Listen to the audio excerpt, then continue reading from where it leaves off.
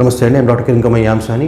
Today ఈ వీడియోలో నేను ఒక పర్సన్కి హై షుగర్స్ అంటే హై బ్లడ్ షుగర్స్ ఉంటే ఏ విధమైన లక్షణాలు ఉంటాయో డిస్కస్ చేస్తాను. సో ఒక పర్సన్కి ఒకవేళ ఈ యొక్క లక్షణాలు ఉంటే దాని అర్థం ఏంటంటే హై బ్లడ్ షుగర్స్ ఉండే ఛాన్సెస్ ఉన్నాయి. తర్వాత ఒకవేళ ఆల్రెడీ ఒక పర్సన్ డయాబెటీస్ ఉండి ఆయన మెడికేషన్స్ వాడితే ఆయన షుగర్ కంట్రోల్ లేదు అని అర్థం, ఎందుకంటే హై షుగర్స్ ఉన్నట్టు. So what are the symptoms అంటే ఈ లక్షణాలు ఏముంటాయి ఈ high sugar? So first thing వచ్చేసరికి ఏంటంటే ఈ హై షుగర్స్ ఉన్న వాళ్ళకి ఏంటంటే ఎక్కువ దాహం వచ్చే ఛాన్సెస్ ఉంటాయి. సో రిపీట్గా వాటర్ తాగుతుంటారు డీహైడ్రేషన్ వల్ల. సెకండ్ థింగ్, క్రేవింగ్స్ ఉంటాయి, ఫుడ్ హంగర్ ఉంటుంది. సో ఎక్కువసార్లు ఫుడ్ తింటుంటారు, ఫుడ్ తినగానే కొన్ని అవర్స్కి మళ్ళీ తినాలనిపిస్తుంది అనమాట. సో అదొకటి. తర్వాత ఇంకోటి ఏంటంటే కొంచెం డిలే అయినా అని, అంటే ఫర్ ఎగ్జాంపుల్ లంచ్ కానీ డిన్నర్ కానీ కొంచెం డిలే అయితే కూడా వాళ్ళు విస్టాండ్ అయ్యే పరిస్థితి ఉండకపోవచ్చు, ఎస్పెషల్లీ కొందరికి. ఓకే, నెక్స్ట్ వచ్చి యూరిన్ ఫ్రీక్వెన్సీ పెరిగిపోతుంది, అంటే నెంబర్ ఆఫ్ టైమ్స్ యూరిన్ పోవడం అనేది పెరుగుతుంది, ఎస్పెషల్లీ నైట్ టైంలో ఇంకెక్కువగా ఉండే ఛాన్సెస్ ఉన్నాయి. ఓకే, నెక్స్ట్ వచ్చి స్కిన్ డ్రై స్కిన్ ఉండి తర్వాత స్కిన్లో బ్లాక్ కలర్ ఫామ్ అయ్యే ఛాన్సెస్ ఉంటుందన్నమాట. అక్కడక్కడ బ్లాక్ కలర్ ఇది మార్క్స్ లాగా ఫామ్ అవుతుంటాయి. ఎస్పెషల్లీ మీరు చూస్తే ఈ ఏరియాలో ఇక్కడ కానీ ఈ ఏరియాలో కానీ, తర్వాత నెక్స్ట్ వచ్చి ఈ నెక్ బ్యాక్ సైడ్, ఓకే, ఈ ఏరియాలో, తర్వాత ఈ ఆర్మ్ పిట్స్ లోపల. ఓకే, సో ఇటువంటి ఈ ఫోల్డ్స్ పొజిషన్లో ఎక్కడైతే బాడీలో ఉంటే అక్కడో డార్క్ పిగ్మెంటేషన్ ఉండే ఛాన్సెస్, అందులో వన్ ఆఫ్ ది రీజన్ ఇది అనమాట. నెక్స్ట్ స్కిన్ ట్యాగ్స్, అంటే స్కిన్ యొక్క ఇట్లా పొలుపులాగా ఇట్లా స్కిన్ ట్యాగ్స్ ఫామ్ అవుతుంటాయి. So that is also one of the indication of this. Infections అంటే ఎస్పెషల్లీ ఈ ఫంగల్ ఇన్ఫెక్షన్స్ కానీ స్కిన్ ఇన్ఫెక్షన్స్ కానీ ఉండే ఛాన్సెస్ ఉంటాయి. తర్వాత నెక్స్ట్ ఎప్పుడైనా కట్స్ ఫామ్ అయినా కానీ, ఎప్పుడైనా చిన్న ఇంజురీ ఫామ్ అయినా కానీ హీల్ కావడానికి టైం ఎక్కువ పడుతుంది. ఓకే, అటువంటి కండిషన్స్లో కూడా హై షుగర్స్ అనే విషయం మనం అర్థం చేసుకోవాలి. నెక్స్ట్ వచ్చి ఈ బర్నింగ్ సెన్సేషన్, అంటే అరికాళ్ళలో మంటలు ఉండే ఛాన్సెస్ ఉన్నాయి. ఈ హై షుగర్స్కి one of the reason. So next వచ్చి వెయిట్ లాస్, అంటే ఎటువంటి ఎక్సర్సైజ్ కానీ ఎటువంటి యాక్టివిటీ లేకున్నా ఒక పర్సన్కి సడన్గా వెయిట్ బాగా లాస్ అయిందనుకోండి, అది one of the reason is ఏంటంటే హై బ్లడ్ షుగర్స్ ఉంది. నెక్స్ట్ వచ్చి విజన్ చేంజెస్, కళ్ళు మస్క అనిపించడం కానీ క్లియర్గా అనిపించకపోవడం కానీ జరుగుతుంది. అది కాకుండా కూడా హెడేక్, అంటే ఎస్పెషల్లీ ఎర్లీ మార్నింగ్ నిద్ర లేచిన తర్వాత ఈ హెడేక్ వస్తే వన్ ఆఫ్ ద రీజన్ అనేది ఇది could be high sugars. Next వచ్చి గుండె కొట్టుకోవడం, అంటే పాల్పిటేషన్స్ అవడం కానీ ఎస్పెషల్లీ నైట్ టైంలో. తర్వాత నెక్స్ట్ వచ్చి స్వెట్టింగ్, ఈ ఎస్పెషల్లీ ఇది కూడా నైట్ టైంలోనే ఎక్కువగా చూస్తుంటాము. ఈ అప్పర్ పార్ట్ ఆఫ్ ద బాడీలో స్వెట్టింగ్ ఉందనుకోండి, one of the possibilities high sugars. తర్వాత హై బ్లడ్ ప్రెషర్ కూడా ఎస్పెషల్లీ నైట్ టైంలో మనకి బ్లడ్ ప్రెషర్ అండ్ ఇది హార్ట్ రేట్ అనేది జనరల్గా తగ్గుతుందండి. బట్ డయాబెటిక్ పేషెంట్లో బ్లడ్ ప్రెషర్ అనేది నైట్ టైం పెరిగే ఛాన్సెస్ ఉన్నాయి. సరే ఏమవుతుందంటే ఈ షుగర్స్ ఫ్లక్చుయేషన్ వల్ల ఎస్పెషల్లీ నైట్ టైంలో ఎర్లీ మార్నింగ్లో షుగర్స్ తగ్గిపోయే ఛాన్సెస్ ఉంటాయి. వాళ్ళు సడన్గా నిద్ర లేస్తుంటారు. ఓకే, సో గాబరగా యాంగ్జైటీగా ఉంటుంది. అది కాకుండా నెక్స్ట్ వచ్చి వీళ్ళకి ఓవరాల్గా చూస్తే ఇరిటబిలిటీ ఉంటుంది, అంటే దే ఆర్ వెరీ ఇరిటబుల్, అంటే చిన్న వాటికి కూడా ఒకసారి ఇరిటబుల్ అవ్వడానికి ఛాన్సెస్ ఉంటాయి. టీత్ గ్రైండింగ్, నిద్రలో ఈ టీత్ గ్రైండ్ చేస్తుంటారు. ఓకే, అది.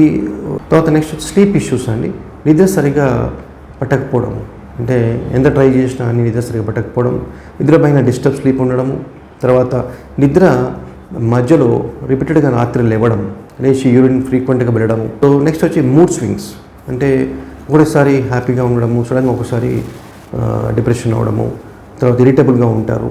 ఓకే, నెక్స్ట్ వచ్చి రెస్ట్లెస్ లెగ్ సిండ్రోమ్, అంటే కాళ్ళు రిపీటెడ్గా కదిలిస్తుంటారు, ఎస్పెషల్లీ నైట్ టైం. మీరు చూడండి చాలామంది కూడా కాళ్ళు ఇట్లా పడుకున్నా కానీ కాళ్ళు మూవ్ చేస్తుంటారు అనమాట, దాన్ని రెస్ట్లెస్ లెగ్ సిండ్రోమ్ అంటాం. ఓకే, ఇది కాకుండా కూడా ఈ కాళ్ళ పిక్కల దగ్గర క్రాంప్స్ రావడం, అంటే ఇట్లా స్పాజమ్స్ లాగా వస్తుంటాయి, రీజన్ తెలియదు, బట్ ఎంత ట్రై చేసి ఇట్లా పట్టుకున్నా కానీ అది స్పాజమ్స్ రిలీవ్ కావు. సో మజిల్ స్పాజమ్స్ అంటాం దాన్ని, క్రాంప్స్ కూడా అనొచ్చు. సో ఇది one of the reason is high blood sugars అన్నమాట. నెక్స్ట్ వచ్చి చూస్తే వీళ్ళకి ఇన్ఫెక్షన్స్ ప్రీడిస్పోజిషన్ చాలా ఎక్కువ ఉంటుంది. ఓకే, యూరిన్ ఇన్ఫెక్షన్ కానీ స్కిన్ ఇన్ఫెక్షన్స్ కానీ, ఒకటైతే ఇట్లా డిలేడ్ హీల్ అయిపోయి అక్కడ ఇన్ఫెక్షన్ ఫామ్ అవడం కానీ, ఫంగల్ ఇన్ఫెక్షన్ క్యాండిడైటిస్ కానీ, ఇవన్నీ వీళ్ళకు రిస్క్ ఎక్కువ ఉంటుంది హై షుగర్ ఉన్న వాళ్ళకి. సో మోస్ట్ కామన్గా ఈ ఇన్ఫెక్షన్స్ వల్లనే ఒక పేషెంట్ డాక్టర్ దగ్గరికి వెళ్ళినప్పుడు వాళ్ళు షుగర్ టెస్ట్ చేస్తే హై షుగర్స్ అనేది ఫైండ్ అవుట్ చేయడం జరుగుతుంది. ఓకే, సో ఎప్పుడైతే ఒక పర్సన్కి రిపీటెడ్ ఇన్ఫెక్షన్స్ వచ్చినా, ఒక ఇన్ఫెక్షన్ వచ్చి కంట్రోల్ కాకుండా, ఓకే, ఎస్పెషల్లీ స్కిన్ ఇన్ఫెక్షన్స్ కానీ యూరిన్ ఇన్ఫెక్షన్స్ కానీ డీటెయిల్ ఉన్న వాళ్ళు వాళ్ళకి ఏంటంటే there is a possibility of high sugars in the blood అన్నమాట. ఇంకోటి ఈవెన్ హెయిర్ లాస్ కూడా one of the possibility is because of this high sugars and even hair scalp పైన ఇన్ఫెక్షన్స్ అంటే ఈ డాండ్రఫ్ ఇటువంటిది ఉన్నవాళ్ళు కూడా ఇది ఒక one of the possibility could be the high sugars అనమాట. ఇంకొక ఇంపార్టెంట్ పాయింట్ ఏంటంటే వెంటనే అలసిపోవడం, అంటే ఫ్యాటిగబిలిటీ, వీక్నెస్, టైర్డ్నెస్. కొంచెం దూరం వెళ్ళగానే నేను నడవలేని ఫీల్ రావడము. నెక్స్ట్ వచ్చేసి క్రేవింగ్స్ అండి. వాళ్ళకి షుగర్ క్రేవింగ్స్ ఉండొచ్చు, తర్వాత డిఫరెంట్ ఫుడ్ క్రేవింగ్స్ ఉండొచ్చు. సో ఆ టైంలో వాళ్ళ కంట్రోల్లో ఉండదు. So they want eat something, ఏదో ఒకటి తినాలి. ఈవెన్ జనరల్గా మీరు 2-3 అవర్స్ తీసుకోగానే మళ్ళీ క్రేవింగ్స్ ఉంటాయి, అంటే మళ్ళీ తినాలనిపిస్తుంది. నెక్స్ట్ అండి రిఫ్లెక్స్, అంటే తిన్న తర్వాత కొద్దిసేపటికే ఈ చెస్ట్ లోపల డిస్కంఫర్ట్ ఫామ్ అవడము, జనరల్గా బ్లోటింగ్, తర్వాత గ్యాస్, తర్వాత ఇక్కడ నుంచి మెయిన్గా ఈ చెస్ట్ ఏరియా డిస్కంఫర్ట్ అనేది. సో ఇది కూడా వన్ ఆఫ్ ది రీజన్ ఏంటంటే హై షుగర్స్. సో ఒకవేళ మీకు ఈ లక్షణాలు ఉంటేనండి మీకు షుగర్ ఉండే ఛాన్సెస్ ఉన్నాయి. కొన్ని సిమ్టమ్స్ అనేది వేరే కండిషన్స్లో ఉండొచ్చు. సో బట్ ఒకవేళ మీకు ఈ లక్షణాలు ఉంటే మీరు మీ డాక్టర్ కన్సల్ట్ చేసి ప్రాపర్ టెస్ట్ చేసి కరెక్ట్ ట్రీట్మెంట్ తీసుకోవాలి. సో ఒకవేళ మీకు ఈ లక్షణాల నుండి మీరు షుగర్ టెస్ట్ చేసినప్పుడు మీకు షుగర్స్ నార్మలే ఉన్నాయనుకోండి, నార్మల్ రేంజ్లో ఉన్నాయని, స్టిల్ కూడా మీకు ఫ్యూచర్లో షుగర్ వచ్చే ఛాన్సెస్ ఉంటాయి ఒకవేళ మీకు లక్షణాలు ఉంటాయి. ఎందుకంటే ఈ షుగర్ బయటికి పడే ముందు, అంటే బ్లడ్ టెస్ట్లో పాజిటివ్ వచ్చేంత వరకు కొన్ని సంవత్సరాల ముందే మన బాడీలో కూడా ఎన్నో చేంజెస్ అవుతుంది. సో దాన్ని ఇన్సులిన్ రెసిస్టెన్స్ అంటాం. సో ఆ టైంలో బాడీలో కొన్ని ఇయర్స్ నుంచి ఈ ఇబ్బందులు జరిగి లాస్ట్కు అన్కంట్రోల్డ్ కండిషన్స్లో మనము బ్లడ్ టెస్ట్ చేసినప్పుడు అప్పుడు మనకి షుగర్స్ అనేది పాజిటివ్ వస్తుంది. సో దాన్ని ఒక సెపరేట్ టెస్ట్ ద్వారా మనం హోమోఆర్ఎన్ టెస్ట్ ద్వారా మనము ఫైండ్ అవుట్ చేస్తాం. సో దాన్ని ఇన్సులిన్ రెసిస్టెన్స్ అంటాం. ఒకవేళ మీరు ఆ హోమోఆర్ టెస్ట్ చేసి మీకు అందులో ఇన్సులిన్ రెసిస్టెన్స్ ఉందనుకోండి, is a good opportunity for you. So ఇప్పటి నుంచే మీరు diet and life style changes చేసి మనకు ఫ్యూచర్లో డయాబెటీస్ రాకుండా మనము ప్రివెంట్ చేయొచ్చు అనమాట. So that's best thing. So for other details ఏంటంటే I made one video on that.